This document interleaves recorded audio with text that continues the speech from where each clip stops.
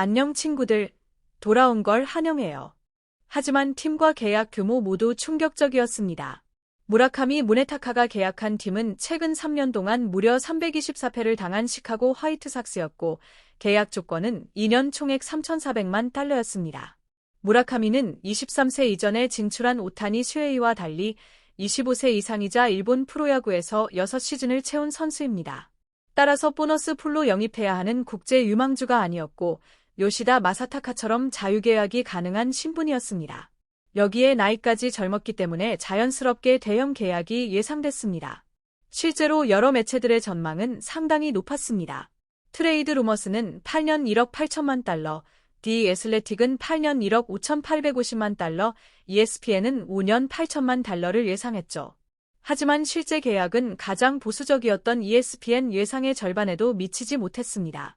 게다가 빅마켓 팀이 데려갈 것이라는 전망과 달리 리그 최하위권 팀인 화이트삭스를 선택했다는 점도 유효였습니다. 앞서 무라카미는 매치의 벤치 코치 카를로스 멘도사를 비롯해 후안 소토, 프란시스코 린도어 등 매치 선수들을 SNS에서 팔로우하며 매치 행이 유력해 보이기도 했습니다.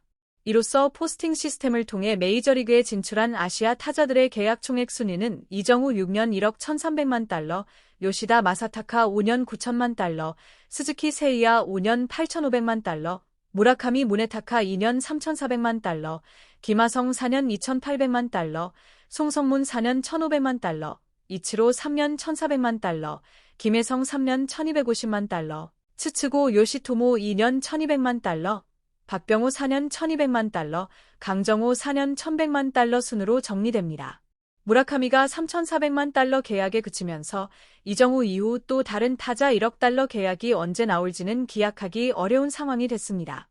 평균 연봉은 1,700만 달러로 스즈키 세이야와 같고 이정우의 연평균 1,883만 달러와 요시다의 1,800만 달러보다는 낮은 금액입니다. 다만 무라카미는 계약 기간을 2년으로 줄이면서 메이저리그에서 자신의 가치를 증명한 뒤 더 큰 계약을 노릴 수 있는 선택지를 남겼습니다. 포스팅으로 진출한 선수는 첫 번째 계약이 끝나자마자 FA 자격을 얻을 수 있기 때문입니다. 무라카미의 원소속팀 야쿠르트는 이번 계약으로 약 657만 달러의 포스팅 수수료를 받게 됩니다. 과거 이가와 게이 때는 1,126만 달러, 이와무라 아키노리 때는 450만 달러, 아오키 노리치카 때는 250만 달러를 받았던 것과 비교하면 다소 아쉬운 금액입니다. 반면 오릭스는 요시다 마사타카로 1,540만 달러, 야마모토 요시노부로 5,620만 달러를 받았습니다. 무라카미는 22세 시즌이었던 2022년 일본 선수 역대 최연소로 56홈런을 터뜨리며 센세이션을 일으켰습니다. 하지만 이후 WBC에서 기대에 미치지 못했고 2023년과 2024년에는 다소 고전했습니다.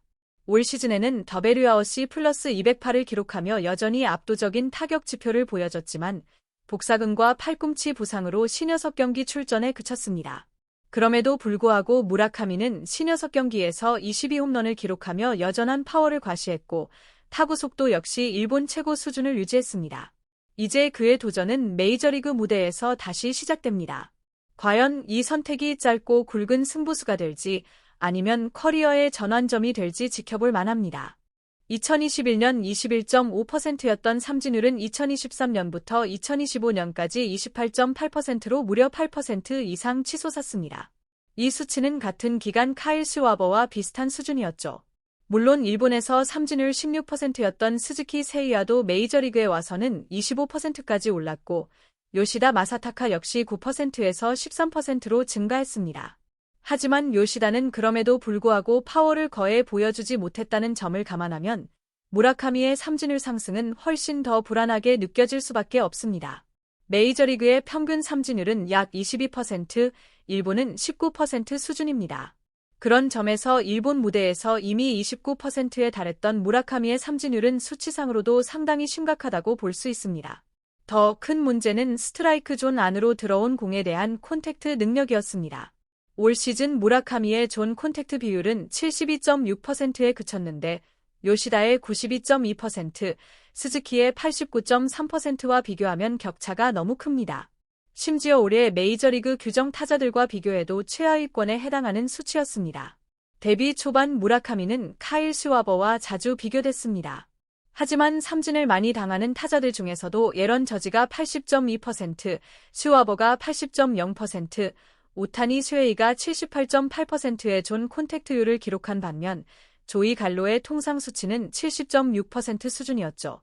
이 때문에 비교 대상은 점점 슈와버가 아닌 갈로 쪽으로 옮겨가기 시작했습니다. 메이저리그는 투수들의 평균 구속 자체가 다르고 변화구의 움직임도 훨씬 더 날카롭습니다.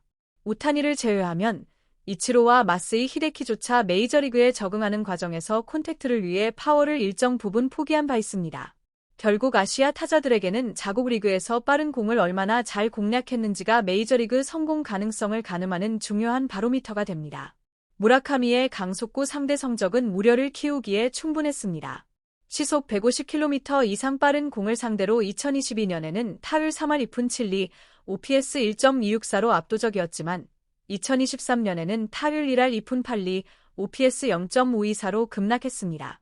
2024년에는 타율 1할대 초반, OPS 0.719, 2025년에는 타율 9푼대, OPS 0.446까지 떨어지며 심각한 모습을 보였습니다.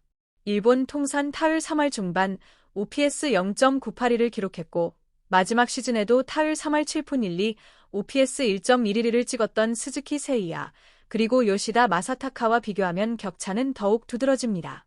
이런 모습은 일본을 대표하는 것보였지만 마지막 시즌 삼진율이 30%를 넘었고 강속구의 약점을 보였던 츠스고 요시토모와 겹쳐 보이기도 합니다. 츠스고는 메이저리그에서 3시즌을 뛰었지만 끝내 구속에 적응하지 못했고 타율 1할 7푼 1리, OPS 0.630이라는 성적을 남기고 돌아왔습니다. 물론 오타니 역시 일본 시절 빠른 공에 고전하는 장면이 없었던 것은 아닙니다. 하지만 오타니는 말 그대로 규격요의 선수이기 때문에 일반적인 비교 대상으로 삼기에는 무리가 있습니다. 이런 배경 속에서 팬그래프는 무라카미를 타격 30, 파워 80으로 평가했습니다. 장타력만 놓고 보면 미겔 사노와 비슷한 평가입니다. 하지만 사노는 통산 삼진율이 36.5%에 달했고 결국 미네소타에서 방출된 뒤 3년 동안 메이저리그 28경기 출전에 그쳤습니다. 최근에는 일본 주니치와 계약하며 사실상 빅리그에서 밀려난 상황이죠. 여기에 무라카미는 3루수이지만 수비력에서도 높은 평가를 받지 못하고 있습니다. 이 점까지 감안하면 메이저리그에서 주전 3루수 자리를 맡기는 쉽지 않은 상황입니다. 결국 무라카미의 성공 여부는 압도적인 파워를 유지하면서도 얼마나 삼진을 줄이고 빠른 공에 적응하느냐에 달려있다고 볼 수 있습니다. 수비 쪽에서는 3루는 물론 1루에서도 확실한 강점이 없다는 평가가 나오면서 현실적으로는 지명타자에 가까운 선수라는 인식이 굳어졌습니다. 이런 여러 조건들이 겹치며 무라카미 입장에서는 사실상 구명에 가까운 계약을 받아들일 수밖에 없었던 셈입니다. 물론 무라카미는 이 계약이 마음에 들지 않았다면 일본으로 돌아가 한 시즌을 더 뛰고 FA 자격을 얻은 뒤 다시 메이저리그에 도전하는 선택지도 있었습니다. 그럼에도 불구하고 그는 포스팅을 강행했습니다. 이는 과거 마에다 겐타가 큰 관심을 받지 못하는 상황에서도 포스팅을 밀어붙여 다저스와 8년 2,400만 달러 계약을 맺었던 사례와 어느 정도 닮아 있습니다. 다만 무라카미는 2년 계약이라는 점에서 상황 자체는 조금 다르다고 볼 수 있겠죠. 아직 본격적인 리빌딩, 즉 탱킹 단계에 있는 화이트삭스가 무라카미를 영입한 이유도 비교적 명확합니다. 팬들의 관심을 끌 수 있고 만약 기대 이상의 활약을 보여준다면 충분히 트레이드 카드로 활용할 수 있기 때문입니다. 실제로 화이트삭스는 에릭 패디와 2년 1,000만 달러에 계약한 뒤 첫 시즌 마감 시한의 트레이드로 넘긴 전례가 있습니다. 요코하마에서 2년을 뛰었던 자완 앤서니 K 역시 최근 2년 1,200만 달러 계약을 맺었습니다. 반면 장기 계약을 안겼던 선수들은 잇따라 실패했습니다. 루이스 로버트 주니어, 요한 몬카다, 엘로이 히메네스 모두 기대에 미치지 못했죠. 로버트의 계약은 내년이면 끝나고 탱킹 직전에 5년 7,500만 달러를 안겼던 앤드루 베닌텐디 역시 이제 2시즌만 남아 있습니다. 이런 상황에서 화이트삭스는 결국 타선을 전면적으로 재구성해야 하는 시점에 와 있고 무라카미 영입은 그 과정에서의 하나의 실험이자 승부수라고 볼 수 있습니다. 공유와 구독, 좋아요.